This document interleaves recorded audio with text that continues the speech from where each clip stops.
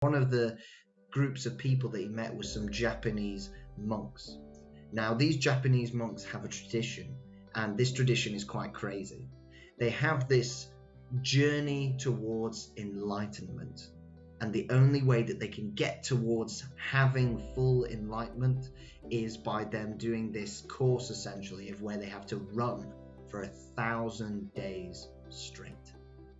Their will, their determination to get enlightenment was a form of resilience. And it's an insane challenge, but it shows that with like the absolute heights of resilience that you can have and the grit and determination to achieve completion of that journey, they can get through those tough times.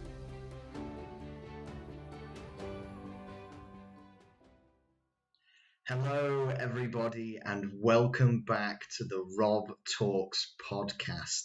And this is episode 11. Now, we're going to switch it up this week. This podcast episode, we're actually, in fact, going to be only covering one topic.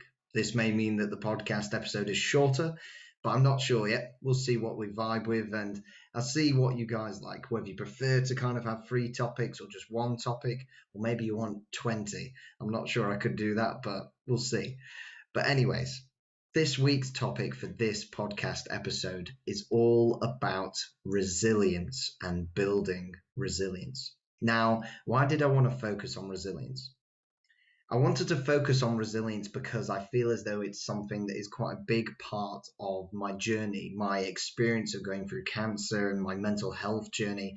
It really was a big thing that I took as a life lesson, and I really found that from that experience I was able to build this kind of wall in a way. I always see it in my head as this brick wall in a way of resilience and a form of mental toughness in a way. And resilience is one of these things of where it's kind of like it's something that you build up. It doesn't just happen overnight. You kind of build it up over time. But also resilience is not something that I feel that should get confused with this idea of being mentally tough. Because I think even people who come across as being mentally tough are in fact able to be mentally weak as well. We all have mental health. We all have mental well-being. And so we are all capable of going to the highest of highs, but also to the lowest of lows. And so what I think resilience is something that we can use within situations and within events and within opportunities to really engage in our mental toughness. It's not something that you just live your life being resilient all the time. It's something that kind of happens for a moment and happens in certain cases. And I think from my experience of my journey, I was able to build resilience that would then help me for future situations. For example, with the COVID-19 pandemic that we're kind of petering out of, I hope, fingers crossed now. And this is why I probably feel like I didn't find it that bad, especially within the first year and even over a year. I didn't find the COVID-19 pandemic to be that bad because only so many months beforehand, I had just been through cancer. And so I'd been through something that felt so hard and was so difficult to get through that COVID didn't really feel like nothing more than just a little stepping block to get over, and that it was an annoying virus that we didn't know much about at the beginning and that we would just get by. We'd get over it and everything would be fine. And I would say overall, it has probably been like that for myself throughout the pandemic. I've been quite lucky in a way because I've built quite a lot of resilience with previous events of 2019 and myself going through cancer. And so that's something that you have to consider as well, that some people will be able to have more resilience than others because of past experiences. But something that I want to implore is the fact that COVID-19 is a shared experience. And I've said this before in videos, in that because of that experience, we have all built a wall of resilience. Now, everybody's wall of resilience may be different heights, it may be different thicknesses, it may be that yours is barely there, or that maybe you have loads of resilience and you feel like you can take on anything. But this is something that we have all shared in a way. And within our own experiences, I think everybody in some way, some form, has been able to build resilience from the COVID-19 pandemic. So, where do you actually use resilience? Where is it kind of helpful? So I think it is helpful within life situations, like especially medical things, and kind of when things that crop up that you're not expecting, for example, of when your mental health may decline, or where it could be the death of a loved one, it could be of suffering with something like cancer or suffering with a mental illness, whatever it may be. It's kind of life events that come upon you that sometimes require you to have a little bit of resilience. There are, of course, events where I would probably say, in my own opinion, it's not a good idea to have resilience, and it's a better idea to kind of be open about how you're feeling a lot more. But there are moments of where you need resilience, you need just that little bit of grit, that bit of will to get through something. But I think probably so that we don't stray too much into kind of events that maybe resilience maybe isn't always the best thing. I know one area where resilience is definitely used a lot and is an area that we think about in terms of wanting to push ourselves, and that is within sport. And I've seen this myself in terms of that there are ways that by building your resilience, you can be able to have this willpower, to have this strength to do things that you shouldn't really be able to do, and being able to do these kind of physical feats that people really don't expect. And one thing that this is considered to do with resilience is in fact called the 40-60 rule. Now, you may have heard of this before because it is used in the Royal Marines. Now, what does it mean? The 40-60 rule essentially means that they say that around about when you feel as though that you are at your limit, you're in fact only using 40% of your mind. You're only using 40% of your actual potential power and what you can do. And then the 60% that is rest, that is there, is entirely down to your will, your grit and determination, and your resilience to fight on, to keep going, and to keep pushing yourself further and further and further. And I've had this within my own running before. I've had times of where you get bad days of where you know that you're not going to be able to push yourself far enough, and so you kind of relax. But sometimes on some of my best days running, you just know that from the run, when you've come back and you've got to the point of where you were running so hard that you were struggling to breathe and you were nearly throwing up, and you know that you're pushing yourself right onto that edge of that 40%, and you know you can go further. And I genuinely think there are points of where I push myself to go further into that kind of 60% area. And it's always something that I'm exploring, especially within my running and within the sport that I do. But someone who has really kind of taken the 40-60 rule, but really taken more of just the thinking around resilience and the art of resilience, is a guy called Ross Edgeley. Now, for anyone who doesn't know Ross Edgeley, he in fact used to go to Loughborough University, which is where I go back in the UK. And he is a crazy endurance athlete. He is most notably known for his crazy marathon-like swim that he did around the UK. He was the first person to ever circumnavigate the UK swimming, and it's something crazy like 1,792 miles, I think. That is very exact. But I think it is around about that as a distance, and it is honestly astonishing the feats that he has achieved in terms of pushing himself physically and being able to use resilience to get through those tough times and get through those tough moments. So if you get a chance, 100% check out his book called The Art of Resilience by Ross Edgeley. It's a fantastic book. And one of the stories that he mentions within the book is in fact from his travels, as part of his way of trying to understand how he could build resilience and get through this tough mission. Ross traveled around to different places and met different people across the world to try and understand how he could build resilience. And one of the groups of people that he met was some Japanese monks. Now, these Japanese monks have a tradition, and this tradition is quite crazy. This tradition, and I can't entirely pronounce what it is called, it's meant to be a moment of enlightenment, which is called okugai or something like that. It's a lot easier if you just search up Japanese marathon monks. It will come up with the full story and everything. But basically, what these monks have to do is they have this journey towards enlightenment. And the only way that they can get towards having full enlightenment is by them doing this course essentially of where they have to run for 1,000 days straight. And supposedly, as it goes, the monks, when they are running, they have to take some form of knife or sword with them, because if they are unable to complete the journey, they in fact have to kill themselves. They have to in fact commit suicide. And this is how dedicated they are to their religion, for one, but also how dedicated they are to gaining enlightenment. Now, with this story, it is not about thinking about that enlightenment is now the thing that everyone listening needs to go and do.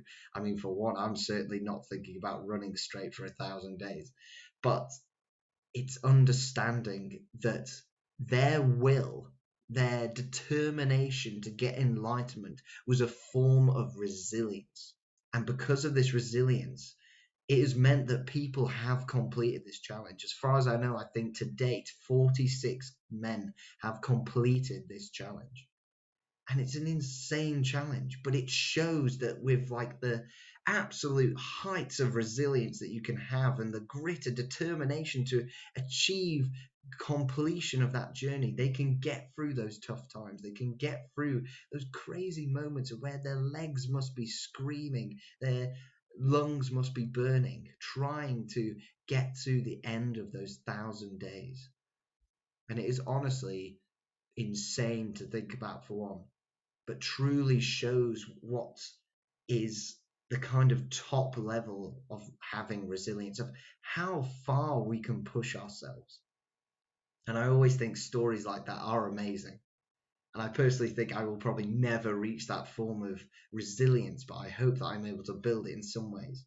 But of course, I want to kind of bring this back to us in a way, kind of the humans that are maybe a bit more down to earth and aren't planning to run 1,000 days, and so don't need to be planning to build this crazy amount of resilience. And so, what do you need to do to build resilience? I think that it comes down to two main things. The first thing is all about experience. You only build resilience with experience, and that's where you have to push yourself outside of your comfort zone. Just in case no one could see, my hoodie says seek discomfort. Just a little plug. Um, and so you have to really push yourselves to try new things, to push yourself within the things even that you are good at, to see how far you can go. And resilience will build over time. You won't notice it, but the more you go on the journey of developing a skill or a journey of trying something new, you will slowly but surely build resilience. It happens for people across the world. When you're even learning how to walk, you will fall and fall again as a baby, but you build a resilience. You have the will that you will walk. And I know none of us will, I suspect none of us can remember that time in our lives, but you build that resilience to keep going because you have that survivalist mentality ingrained within you to keep going, to keep trying. And then I guess it happens within other areas within our lives, of learning to ride a bike, of learning how to swim, of even learning a new skill, learning a new language, whatever it may be. You have to build this level of resilience from experience and from the journey so that you can get through it. And that's why I think that resilience is more than just flicking a switch. It's more than just saying, I'm going to be mentally tough today. Resilience is built with your experiences. And so the only way to gain resilience in a way is to build it through the experiences that you have within your day to day lives. I also think that there is a major aspect in this of perspective. And this is because with this angle of perspective, now I like talking about perspective a lot in terms of how we can be optimistic and we can be thinking about the future and we can be positive to really help ourselves to have those moments of joy in life and to be happy overall. But in terms of with using perspective here, it can be because we can trick our brains. It's shown that there are moments of where we can have adrenaline pumping through our bodies and we go into our fight or flight mode. But purely by the way that we even talk to ourselves and the way that we kind of set our mind and our perspective of what is happening, it can then entirely flip the emotions that you feel. So, for example, a psychologist gave an example of where you could be in a plane crash that is happening right now, of where you're falling through the sky, you can feel the plane shuddering and everything, and you really have two main choices. You either get really scared, you start to cry, you fear the worst and fear that you're going to die, or you can even go the opposite way. You can say, no, this is exciting. This is actually really crazy. Like, look, everything's shaking. And that's what happens when people, in fact, experience turbulence when being in a plane.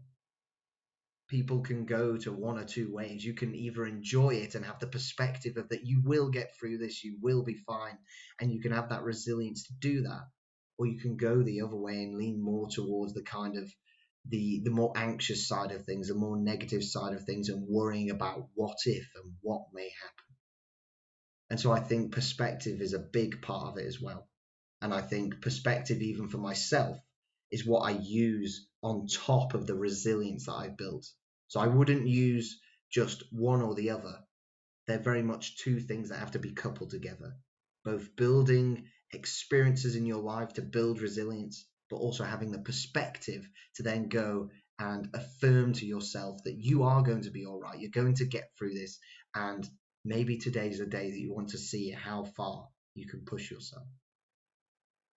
And so resilience is really something that I think we can harness and we can use a lot. And I'm just going to say it how it is. A lot of the time, especially my generation of Gen Z, is seen as this snowflake generation, of that we are breakable, of that we are soft. And the truth is, we're exactly the same as every other human. We are human beings. Our mental health is the same as your mental health. Our mental well-being is the same as your mental well-being. We are all human. We are all alike. And we all need resilience sometimes. But we also need to know how to deal with those tough situations in life. And I think from my own experiences, yes, the tough times help you to build resilience that then helps you for the future. But within that tough moment, you don't always have to be the big tough guy, the big mentally strong guy or lady or woman, whatever you would like to identify as. You don't have to be this stereotype or this picture of that you're fine, because it's okay to not be okay. It's okay to not be fine. And so I think we have to make sure that we differentiate that. So if there is anything that you take from this podcast episode, I think it is this.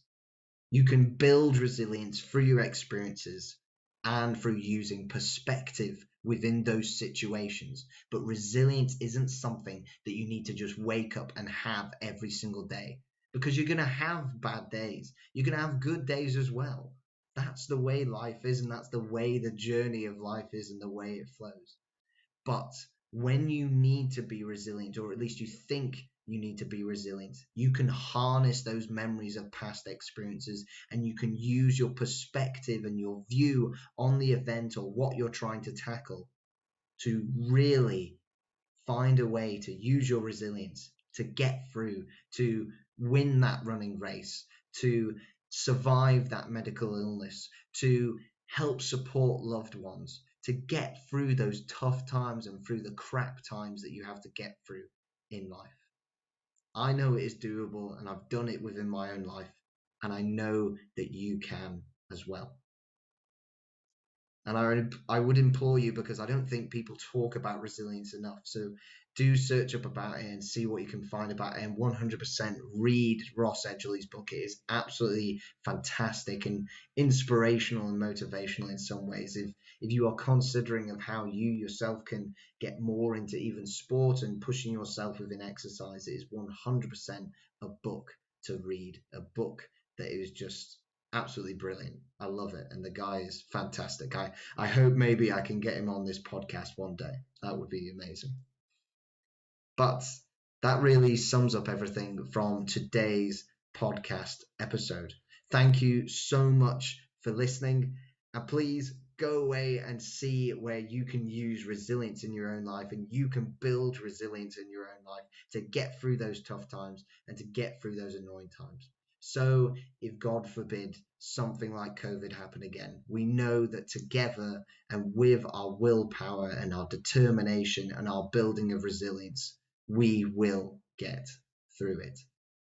You have been listening to the Rob Talks podcast. Thank you so much for listening, and I will see you next Monday.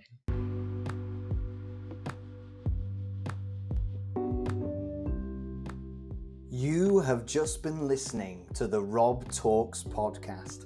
Thank you so much for listening, and please make sure to subscribe and give me a follow on YouTube, Spotify, Instagram, Facebook, or even LinkedIn. And I will speak with you soon. Stay safe and have a great week.